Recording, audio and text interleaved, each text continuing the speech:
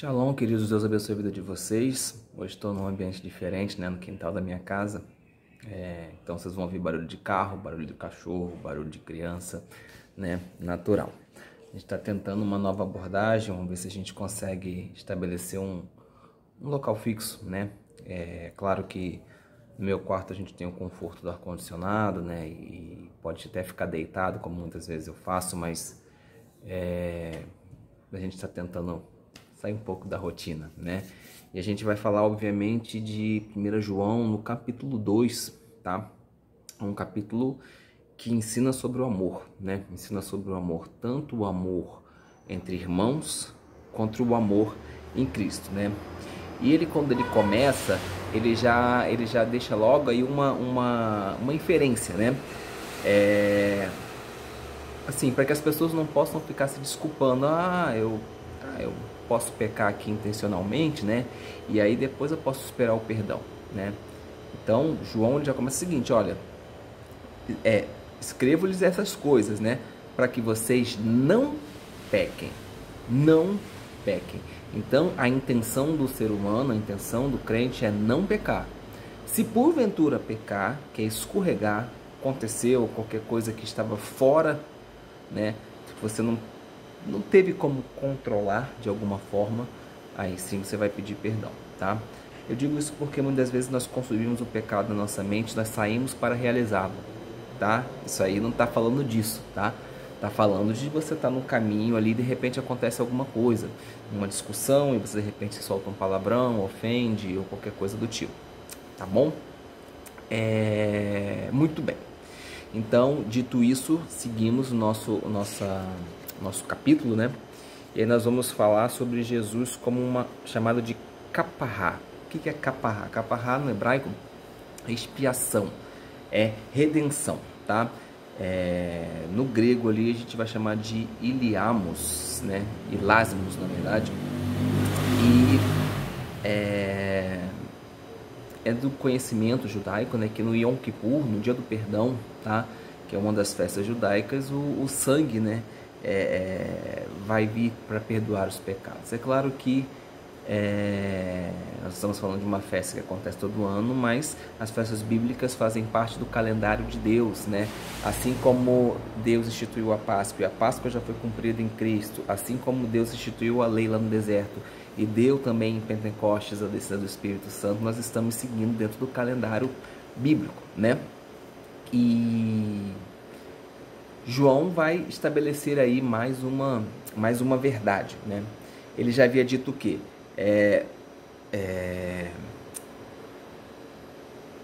Se você declara que você não tem pecado, você é mentiroso, E agora ele vai dizer, eu conheço o Senhor, mas não obedeço os mandamentos, então eu sou mentiroso. Se você quer saber se você conhece ou não a Deus, foque nos mandamentos. Você faz por amor, não por lei ou por nada do tipo. Você faz por amor. Você cumpre os mandamentos porque você acredita. Você entende que aquele que morreu na cruz por você fez um sacrifício que você não tem como pagar, você não tem como fazer nada. Então, aquele amor que Deus mostrou para vocês na cruz, você devolve a Ele na obediência. Nós mostramos o amor na obediência, tá? E quando a gente usa a palavra conhecer aí, tá? No original, no hebraico, ele significa conhecer, significa alguém que tem uma experiência, como é que a gente pode usar a palavra íntima, Uma experiência íntima. No caso, aqueles que conhecem Jesus por ter tido uma relação íntima espiritualmente com Ele, ou seja, de um contato, tá? Aqui não tem a ver com contato sexual em si, é contato de união, como um pai e um filho realmente tem, tá? Então João deixa bem claro isso pra gente, obedece quem ama. E aí a gente pode pegar o próprio João falando lá no Evangelho, se vocês guardarem meus mandamentos, permanecerão no meu amor, João ali 14, João 15, João também diz: aquele que me ama guarda os meus mandamentos, né? Jesus falando lá, aquele que me ama guarda os meus mandamentos. Então, se você quer amar a Deus, obedeçam. A obediência expressa o amor, tá? E aí João diz assim: eu vou lhes dar um mandamento novo. Na verdade ele é antigo, mas ele é novo, né? E João deixa essa frase aí no ar, né? Por que ele diz isso? Porque realmente o mandamento ele é antigo. Ele está descrito lá em Levítico capítulo 19, versículo 18, né? Todo aquele que me ama guarda os meus mandamentos.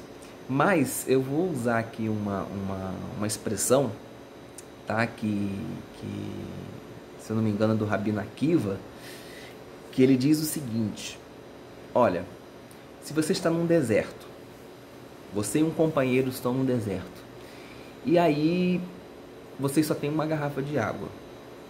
Se um beber a água, esse sobrevive e o outro morre. Se vocês dividirem a água, os dois morrem. O que fazer? O Rabino Akiva diz que o dono da água deve beber a água, porque está escrito que, né, ame ao próximo como a ti mesmo. Então você não poderia se matar para poder matar o seu colega, né, se dividindo a água ali. Foi né, você não pode amar o próximo mais do que a si mesmo, foi a descrição que ele deixou. Só que Jesus ele traz um contexto diferente, por isso que é novo. Porque Jesus diz: aquele que amarás ao seu próximo como eu te amei. Amarás ao teu próximo como eu te amei. Então, o mandamento ele mudou um pouquinho. Ele era antigo, mas agora ele é novo. Deus, através de seu Filho Jesus, se entregou pela sua vida. Hoje, você pode se entregar por a vida de um irmão. Eu sei que é muito difícil dizer isso, mas sim, pode acontecer. Amém? Então, esse mandamento é tão antigo, dado por Moisés, mas ele foi renovado. Amém? Bom, João vai usar ali também a expressão filhos, pais, jovens, né? Isso aí demonstra pra gente vários níveis de maturidade, tá? Na fé, maturidade intelectual também. Então, João está dizendo: olha, isso que eu estou falando para vocês sobre o amor, ele está não só falando para jovens, ele está falando também para pais, também está falando para mestres, está falando para todo mundo, tá? Então, isso ele deixa bem claro. E o que ele explica para a gente, seguindo os versículos? Que nós não devemos amar as coisas do mundo. E aí ele vai apresentar o que para mim é fantástico, e todo crente deveria saber isso, na minha opinião, que são os 3 tipos de tentação, que são, vamos chamar assim, as cartas marcadas do inimigo. O inimigo tem cartas marcadas, né? A maneira como ele tenta o homem é meio marcado. O que é? Vamos lá. Vamos pegar Gênesis no capítulo 3, versículo 6, né? Vendo a mulher que era boa para se comer. O que é isso? É o desejo da velha natureza. O que é isso? É o desejo da carne, né? Era boa para se comer, é o desejo da carne, de saciar a carne, né? Era também agradável aos olhos. O que é agradável aos olhos? Né? Que a árvore era desejosa, né? Era desejável para ter entendimento, né? O que poderia ser isso? São o que a gente chama de exigências da vida, né? Situações da vida, tá? Então ele pega, né? Olhar, os olhos, concupiscência dos olhos, concupiscência da carne e desejo da vida, né? Quando ele pega ali, tomou-lhe o fruto e comeu, era desejável para ter entendimento, tá? E se você for observar, Jesus vai ser tentado no deserto da mesma maneira. Concupiscências da carne, concupiscência dos olhos e as exigências da vida, o desejável da vida, tá? E então, fica atento, porque esses 3 elementos aí são os elementos principais de tentação que o inimigo usa sobre as nossas vidas. Bom, João vai apresentar, vai falar ali sobre aquele que há de vir contra Cristo, né? Ou seja, um anti-messias ou um anticristo, dependendo da maneira como você interpreta na sua Bíblia. Mas é interessante que João não dá ênfase, pelo menos aqui no versículo 18 e 19, ao anticristo em si. Ele dá atenção aos anticristos que estão próximos, né? Ele diz, são vários que estão aí em volta de vocês e que estão trazendo perigos práticos, né? Para os crentes que estão ali ao redor. Então, você vê que são pessoas que saem de dentro da igreja, tá? Ele está falando de pessoas, ele fala assim, ó, saíram dentre nós, mas não eram parte de nós. Então tenham muito cuidado, porque os antimessias estão em tudo quanto é lugar, né? Querem tirar aí da sua mente a verdadeira missão de Cristo, né? O verdadeiro caminho. Bom, e aí, versículo 22, versículo 23, nós podemos falar sobre as comparações. Aí posso fazer uma comparação, na verdade, entre aquilo que João está falando e aquilo que o próprio Cristo tinha falado, né? Jesus diz assim, ó, se me conhecessem, conheceriam o Pai. Eu e o Pai somos um. Ninguém vai, eu sou o caminho, a verdade e a vida, ninguém vai ao Pai se não for por mim, tá? Então não há caminho diferente para o crente ou para o descrente que não seja Jesus. Existe dentro do judaísmo uma corrente chamada de teoria das duas alianças. Aliás, dentro do judaísmo também não, dentro do cristianismo também tem religiões cristãs que acreditam dessa forma. Que, olha, não, Jesus veio para os gentios. Nós que somos judeus não precisamos de Jesus. Isso está completamente fora daquilo que o Novo Testamento nos ensina, tá? Embora João estivesse escrevendo aí nessa epístola, nessa carta, basicamente para gentios, né? A declaração que ele está usando aí, ela é universal. Todo aquele que negar o Filho vai negar também o Pai, não vai ter também o Pai. Isso é muito triste, porque existem pessoas com bom coração que querem andar no caminho do Senhor, sabe? Mas que negam o Filho, não nasceram de novo. O novo nascimento é fundamental. A gente precisa nascer de novo. E muitas vezes nós não nascemos de novo ainda. Isso é complicado, né? Todo que nega o Filho, nega também o Pai. Então não dá para ter nenhum tipo de briga, ou briga não seria a palavra mais correta, mas discussão teológica, ecumênica, né? Que possa dar certo, gente. Você não pode juntar um judeu, né, e um cristão e querer fazer um culto ecumênico se eles discordam do elemento essencial. Há um elemento essencial.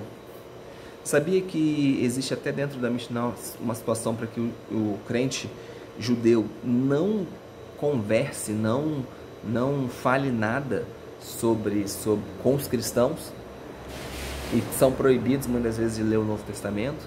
Aí alguns judeus que são curiosos vão lá ler e percebem que não tem nada lá que afronte a religião judaica. Pelo contrário, ali está a complementação da religião judaica, que para mim, sou suspeito de falar, é uma das melhores religiões que tem. Eu detesto religião, vocês sabem disso, mas dentre as religiões, para mim, é uma das melhores que tem, né? Porque é mais pura, porque já tem muito tempo, né? Já foi meio que... Apesar de que hoje estava aqui lavando a varanda, estava refletindo sobre Levítico, né? Hoje você pergunta a um judeu rabínico, né? Do judaísmo rabínico, aí, que é o judaísmo que substituiu aí depois o templo, ele vai falar para você que misericórdia quebra, não sacrifício. Essa seria a base, né? Só que quando você faz isso, você anula Levítico. Entendeu? Você anula Levítico. E o sangue de Jesus que precisou ser derramado, né? Então, não dá para anular nada. A gente tem que cumprir e observar as coisas que são na palavra de Deus, né? E aí ele termina ali o versículo 27, ele fala ali, para que ninguém precise, para que não precise que ninguém lhe ensine, né? Ensine-lhes, tá no plural aí, tá? Isso aqui não é... Opa, chutei o negócio aqui, quase que vai pro chão. Isso não é um convite a você partir por um hiperindividualismo e você não precisa mais de ninguém para poder aprender. Não é isso, tá bom? O que Deus está falando aqui é que através do Espírito Santo, sim, você será ensinado. Mas o Espírito Santo pode usar o pastor, pode me usar, pode usar até uma mula, né? Então, isso não significa que você simplesmente vai sair aí por aí sendo hiperindividualista, não, tá bom? Isso aí é a promessa que há de vir, né? É uma promessa fantástica que está lá em Jeremias 31, versículo 31. Você pode dar uma pesquisada lá depois, tá bom? Então é isso. Vamos seguindo em frente. Que o Senhor abençoe e te guarde. Que o Senhor faça responder o Senhor sobre ti, tenha misericórdia de ti.